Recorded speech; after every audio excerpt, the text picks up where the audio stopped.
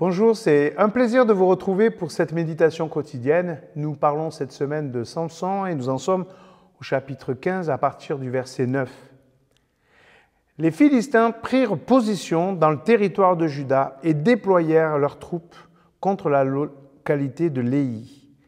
Les gens de Juda leur demandèrent « Pourquoi venez-vous nous attaquer ?» Ils répondirent « C'est pour capturer Samson et le traiter comme il nous a traités. » Alors 3000 combattants de Juda descendirent à la grotte du rocher d'Étam.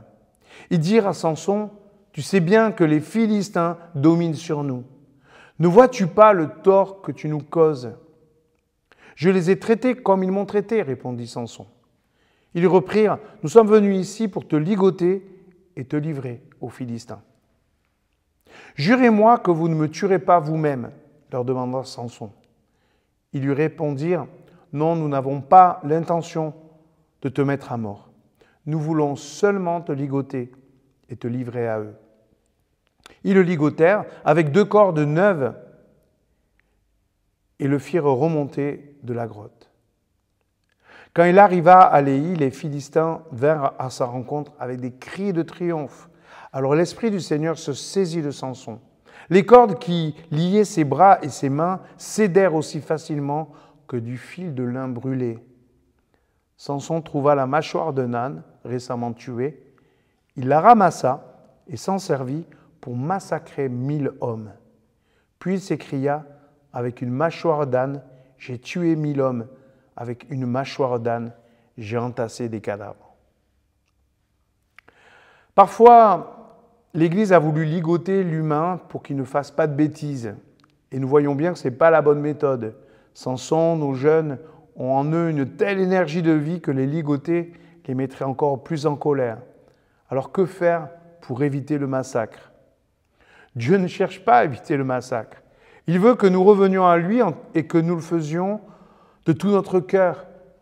Et tant que nous ne le faisons pas, il y aura des massacres. Les Philistins veulent absolument atteindre Samson et Samson veut absolument se venger d'eux. C'est la guerre. Les uns et les autres ont leurs bonnes raisons, mais il y a toujours des massacres. Alors que nous nous contentons d'un monde éloigné de Dieu, Dieu ne permet plus que ce monde vive sans lui. C'est notre dilemme avec Dieu, mais entendons le point de vue du Christ. Jésus nous dit dans Jean au chapitre 15, « Sans moi, vous ne pouvez rien faire de bon. » Si nous en étions vraiment convaincus, nous prierions davantage. Combien de fois nous cherchons à éviter les massacres en liant les personnes, en liant les vérités, en se cachant, en cachant la vérité. Dieu n'a que faire de nos compromis. Il laisse aller notre logique jusqu'à l'absurde. Samson n'est ni au service de son peuple, ni au service des Philistins. Il n'est qu'au service de lui-même et devient un homme tellement dangereux pour tout le monde.